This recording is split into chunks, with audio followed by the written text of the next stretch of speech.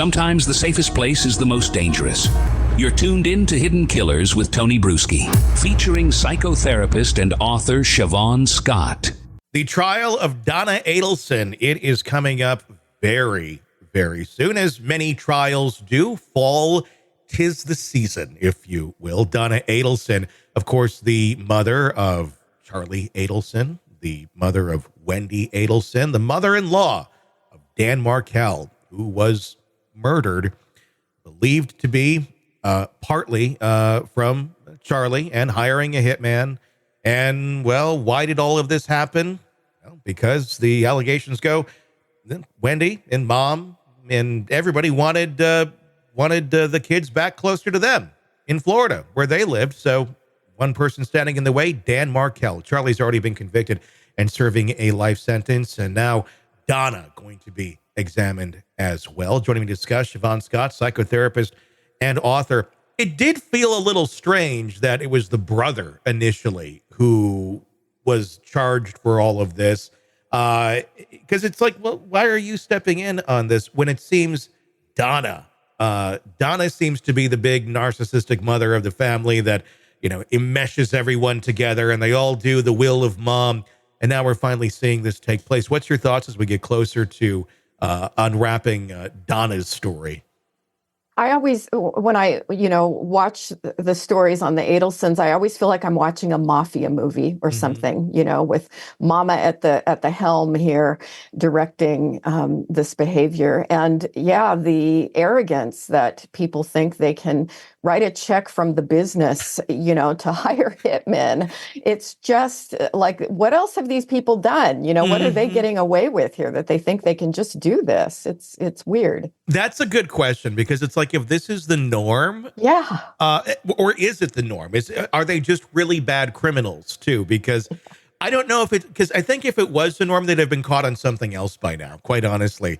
If you're writing checks from the business to the hitman, that's like a little bit like, and Donna also, allegedly thinking to launder money, you put it in the washing machine. So I don't know that they're that level of mobsters, but I think maybe watched a couple episodes of Sopranos and thought they knew what they were doing. Yeah. The big thing with Donna is just that. It's the money. Checks issued to Catherine McBonna, who was romantically involved with Charlie Adelson. Donna Adelson's son acted as a middlewoman, hiring the hitman who killed Dan Markel. Checks drawn from accounts associated with the Adelson Institute, the family's dental practice, and signed by Donna. Is she kind of dead to rights here on this? I mean, do you think there's going to be much of an argument that can be made on her behalf, that she's completely unaware of why they're writing these checks to the girlfriend of Charlie, who's kind of on again, off again from the business? No, it seems like it's a pretty clear money trail, doesn't it? Yes. I will be curious to hear how they try and explain that away. And kind of on layaway as well. It was being made in payments, which I've never seen before in a hit plan, where it's like, okay, 10 easy payments of $10.99 a month, and we'll kill whoever you want. Again, it makes me wonder about the hit business as well that they're running. Like, maybe not too experienced. We're actually doing sales this week. Yeah. It just seems a little bit off. But obviously, there's a lot against Donna. Donna was about ready to fly away to Vietnam when they stopped her at the airport. We still have not seen Harvey indicted on anything. We have not seen Wendi indicted on anything, but they seem to be kind of going person by person by person in this. Do you think we're going to see some charges at some point here against Harvey? And what would it take for charges against Harvey to be brought? Just simply being aware that this is going on as the spouse of Donna, if Donna's the one calling the shots and he's just like, well, whatever mom wants, she's doing, if he wasn't actively involved? I don't know if that would be enough. They'd probably have to have some pretty good evidence that he was colluding, and it sounds like it's one of those families where mom just takes over and determines reality for everybody. And so he really may not have had that much awareness of it. How do families like this begin? Because it's an enmeshed family where basically, why don't you explain that? I know what it means, you know what it means, but to the audience, an enmeshed family like this with that narcissism, what does that mean? It really starts off with a person who's got an overpoweringly strong personality, and they tend to gather around them people who are somewhat less dominant. So they end up just kind of running the show. And they tend to want to live through their kids. And so they keep the kids very close. And I understand that there was one of the Adelson children who disengaged and kind of moved away and distanced and ended up being a more normal person with a normal life, but the rest didn't. And so the idea of enmeshment is when one person has an emotion or a problem and everybody else feels it and everybody else becomes involved in trying to solve the problem. And you know, it can get very strange and creepy. And I often say that the best way to get out of an enmeshed family is to move hundreds of miles away or across the country, which is what a lot of people end up doing.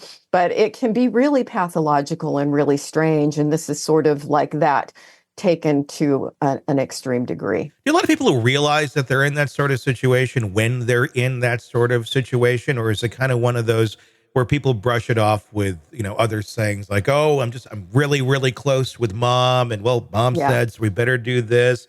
And it's a lot of times people can relate going, oh, I get it. You know, my mom's like that too. But we're really talking about control and power when it's taken away from adult children. Yeah. And a lot of times they don't realize it consciously, but they're having a lot of, distress in their other relationships.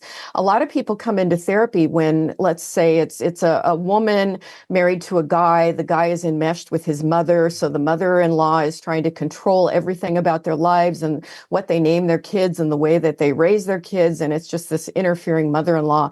And so the wife is the one that goes to therapy and eventually brings her husband in and says, we've got all these problems in our relationship and in our family because of mother-in-law. And so I do see a lot of that. And so usually when you bring an outsider into the family system, they see it and they start to want to distance and differentiate. It's called differentiation. They want some differentiation.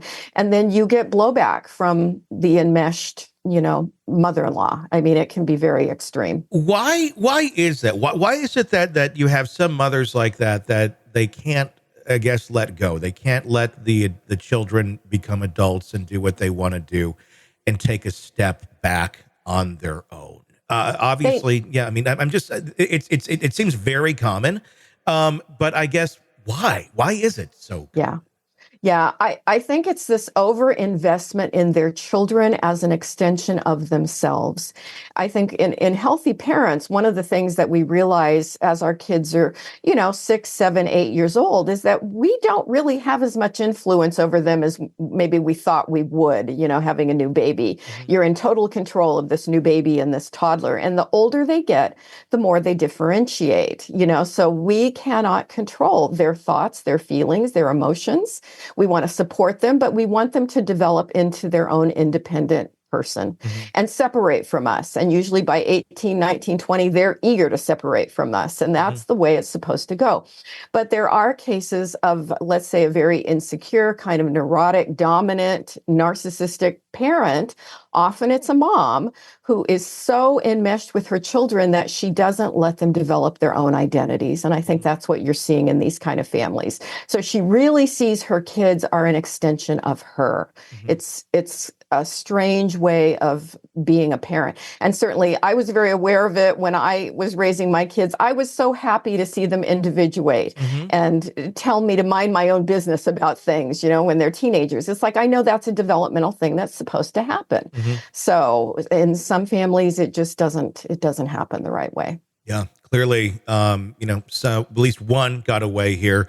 And there'll probably be maybe the only free one at some point where Thanksgiving is all traveling prison to prison to prison to have a little turkey loaf together. Yeah. Nothing like ringing in the holidays with turkey loaf.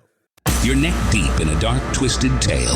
And just as the tension peaks, bam, a commercial about some miracle diet pill breaks the spell. It's like finding a fly in your soup after the first bite. But here's the fix. True Crime Today Premium Plus on Apple Podcasts. You get to enjoy your crime stories without the junk, ad-free episodes, extended interviews that go beyond the surface, and early access to all the gruesome details. It's like swapping out a can of cheap beer for a glass of fine whiskey. So search for True Crime Today Premium Plus on Apple Podcasts. Subscribe and keep the darkness flowing uninterrupted.